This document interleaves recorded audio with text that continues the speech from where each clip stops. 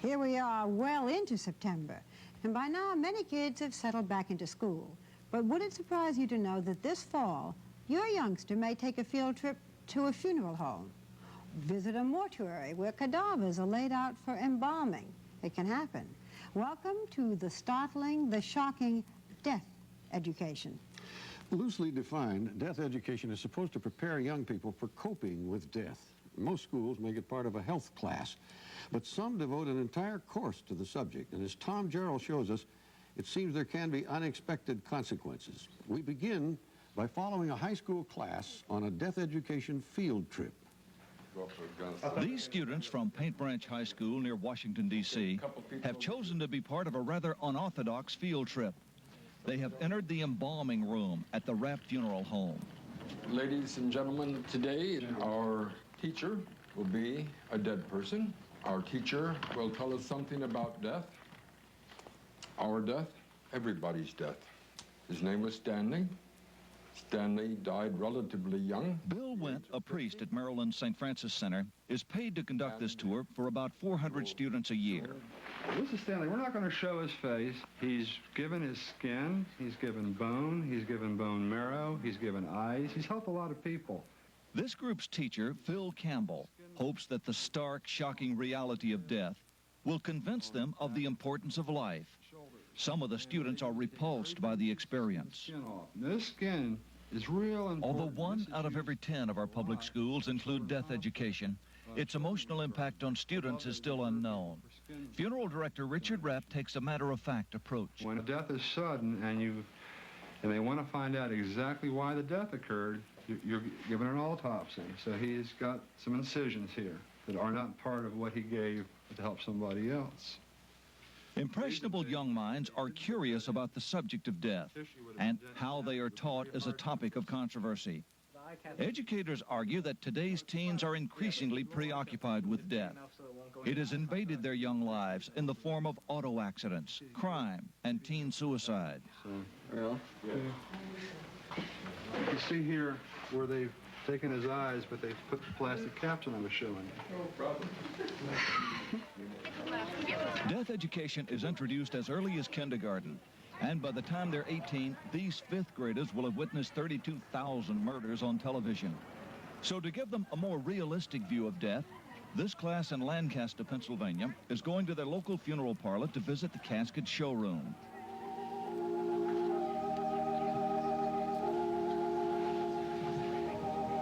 They will see that person in this casket, and it's very important for them to say goodbye to that person.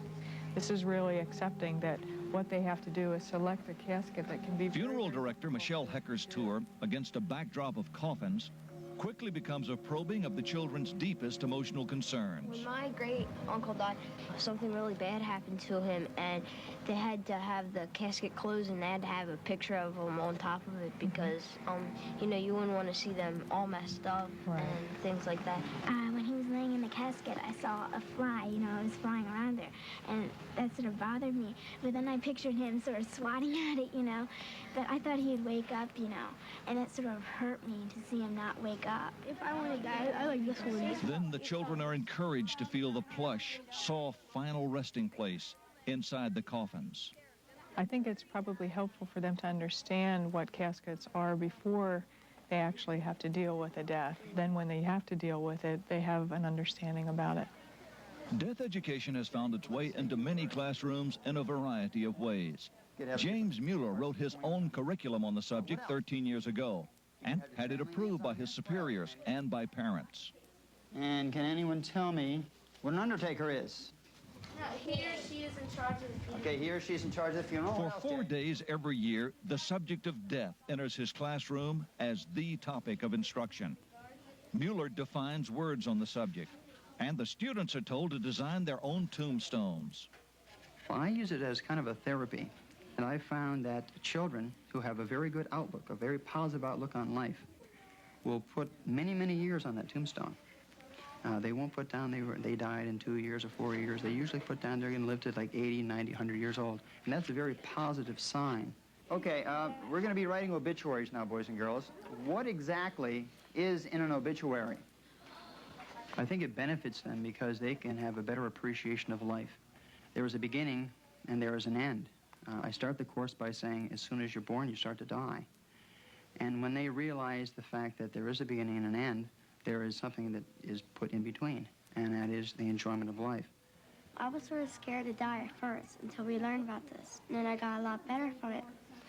And now I'm not scared to die. I didn't like this program because I don't think that I really want to die at this age. And they were making us write stories about us dying at this age. And I really want to grow up and have a life. Probing young minds about the subject of death is highly debatable among educators. Unlike Mueller's approach, there is no approved curriculum in most death ed instruction. That's what a cremation looks like when it's done. That was a full body about my size. Next stop on the high school students' guided tour is the cremation room. Funeral director Richard Rapp exposes the teenagers to still warm human remains. This is what cremation looks like. And it's not like a cigarette butt. You can take them home, you can put them on the shelf, you can put them in a cemetery. We have a lot of people do both cemetery and something private. If you had a favorite swimming hole or a fishing spot, what a nice place to put them. So the options are yours. They don't see the real stark nature of death until they've been able to do precisely what we've done today with them. To touch it, to feel it, to smell it, to know that it's real. The proponents of death education in the public schools believe they can help prepare kids to deal with the emotional distress and grief of death with some special training. But the problem many experts say is that these courses can stir up emotions in some youngsters that ordinary classroom teachers are not adequately trained to recognize or cope with. Just relax. You can put your head down. You could, do one of these numbers, but just relax. The death ed teacher here at Paint Branch High, Phil Campbell, is not a psychologist, but he's using a therapeutic technique. The students are encouraged to enter a trance state and reflect on the loss of a close relative or friend. Avis lost her father last year. Scott's brother Eric died from cancer 2 years ago. Relax. Now, what I'd like you to do is to go back in time to a place where you've experienced a significant loss, a death of a friend, a suicide.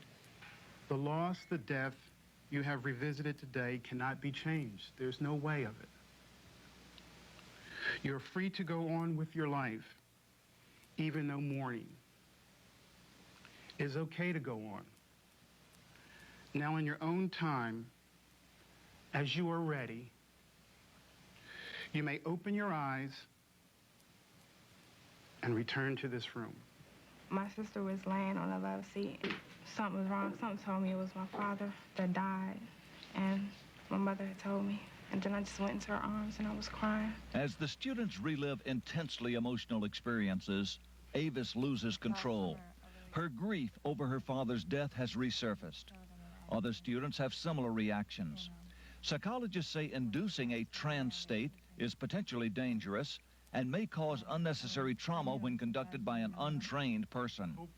Campbell, a sociology teacher, attended a one-day workshop on adolescent grief and admits he's not personally trained to deal with a possible emotional crisis like Avis is experiencing. I'm not a therapist, so I don't see it as therapy.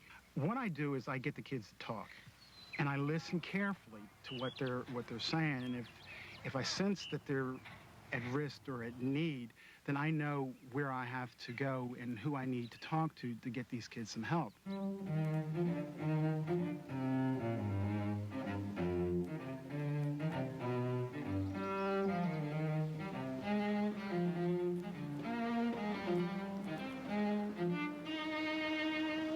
Campbell then takes the class to the cemetery where Scott's brother is buried.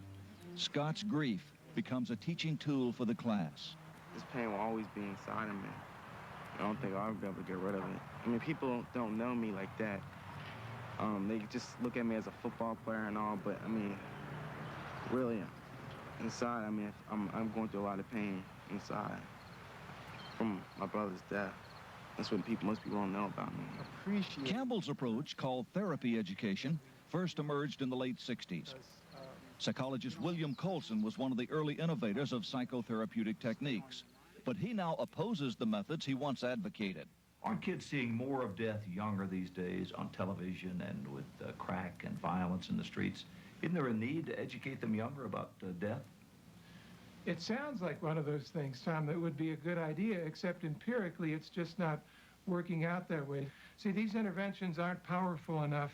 They're not therapeutic enough, if you will, to keep the troubled kids out of trouble, but they are powerful enough to draw the untroubled kids into becoming troubled. I didn't see any reason to keep going. If I didn't have any friends, I didn't have anything to live for, I basically just stopped caring. Tara Becca believes she was seduced into a suicide attempt by her death ed class. 6 years ago, Tara was a junior at Columbine High in Littleton, Colorado. Her English literature teacher began weaving her own beliefs on reincarnation into the classroom discussions of death.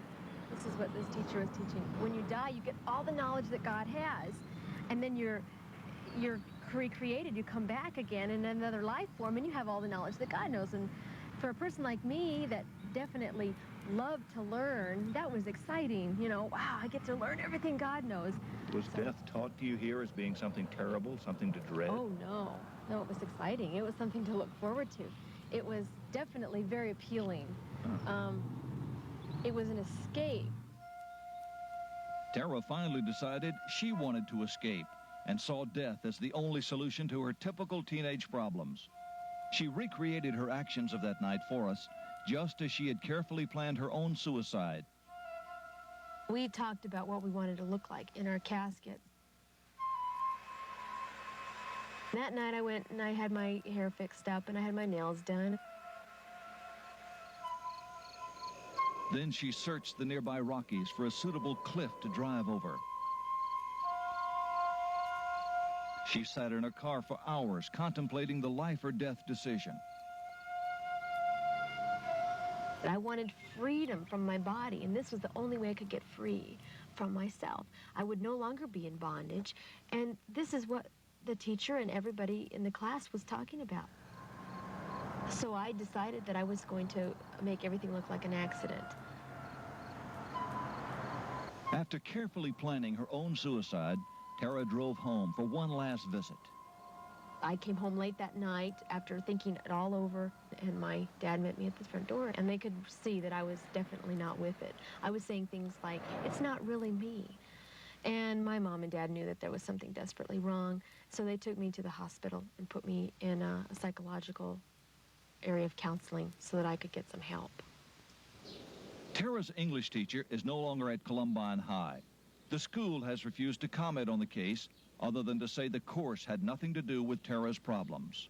You were, as a teenager, confused, you were depressed, you felt lonely. I mean, without this class, might you not have been a candidate for suicide? I had thought about it as a possible option for a lot of years, but I never would have gone through with it. Never, because I wasn't brave enough. The things that we learned in the class taught us how to be brave enough to face death. What makes us think that American education is going to do a good job teaching death education? We ought to be trembling about the fact that the schools, which have failed to teach academics, are now presuming to teach matters of life and death. If you'd like to feel the difference between life and death, you can touch Stanley. Stanley's very cold because there's no blood. You have lots of blood in you. You feel warm and full of life. Graphically introducing death to impressionable young minds is at the core of the controversy over death education in our public schools. Will students walk away from here with a clearer understanding of death, or with nightmarish memories that might haunt them for life and perhaps inadvertently suggest death as an answer to adolescent problems? Wonderful. It's good to see you alive. And more we could not wish you, and more than Stanley would not wish you, than have an awful lot of life. Live it well.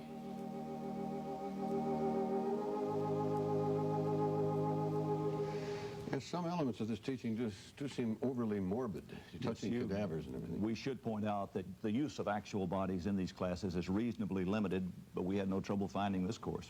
Do parents know that this is being taught in each case? That's a major problem, Hugh, that schools teaching these courses without letting the parents at home know, and the answer is for the parents either individually or collectively as a group, if they're concerned about this, to go to their school, to find out if death ed is being taught, and then find out what's in the curriculum, because that's important. Also, is it an option for the kids, or are they being pushed into this by peer pressure?